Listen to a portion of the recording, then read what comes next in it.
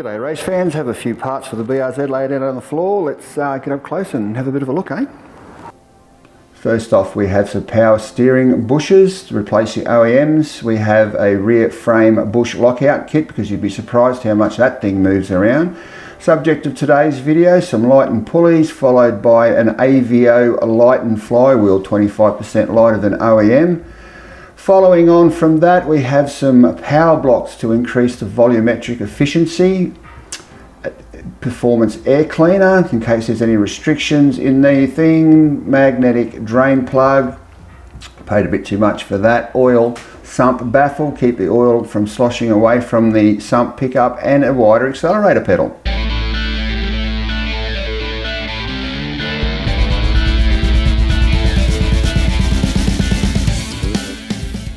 I'm Mark Lau from Black Dog Motorsport, and if you or somebody you know has a black dog chasing them, there are some links in the description that you may find useful. Okay, the subject of today's video is the installation of a CKO branded, a lightweight pulley set purchased from Flea for not too much. The quality looks okay, however the proof in the pudding will be how they fit, the clearances and the tracking when they are installed. I should also point out at this point that the pulleys did come with a new Delco belt. So righto, let's get going.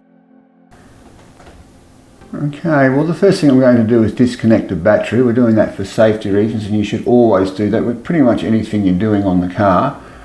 Next I'm going to remove pretty much everything forward of the front of the engine. So I'm doing that with rattle guns and longer tools and things like that in mind. I don't want to damage the radiator cores, etc., because, well, it's a pain and they're really expensive to replace and I could basically do without it.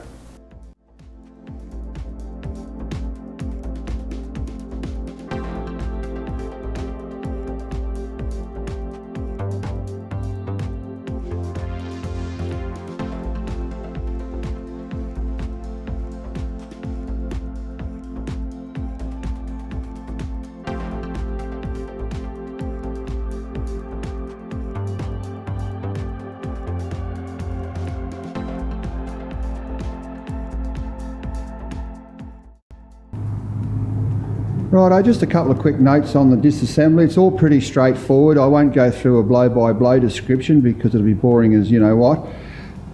Just one thing to be aware of is with this air conditioning setup, you'll notice I've undone the compressor. Now that's simply so that I could take advantage of these flexible lines here to move everything out of the way. I've actually disconnected this little bracket here so that they could slide up through. Yeah, you don't want to put too much stress on these lines because they will crack. They're only aluminium and all your refrigerant will go bye-byes, which is expensive. These little here and here, here and here is where this condenser assembly actually bolts to the radiator. So yeah, pretty straightforward. Okay, righto, so we've got the pulleys on and you know, look, they're not too bad. They weren't expensive, but they're a lot lighter, certainly a lot lighter than the original. That one, water pump down here, it's a little hard to tell, but they seem to be tracking correctly. I don't know, I'll spin you around and how effective that is, but anyway, yeah, not too bad. So I'm not going to put the rest of it back together just yet because I'm going to put some power blocks in under that manifold, so that'll be the next job. Righto, I'll catch you later. Well, that about sums it up for this one, and just before we finish there is a quick look at the power blocks kit I will be installing in the next video after this, and as always thanks so much for watching and I will see you in the next one. Take care. And here's a bit of a close-up of our very popular CKO brand power blocks. What do you get in the kit? Well, you get the power blocks themselves, anodized aluminium. The castings looks really quite smooth actually.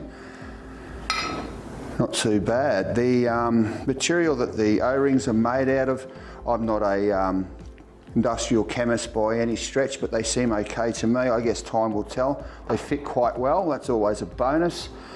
These 4 aluminium spacers, which I'm not 100% certain what they're for yet. I mean, I could read the instructions, but that's a bit un-Australian.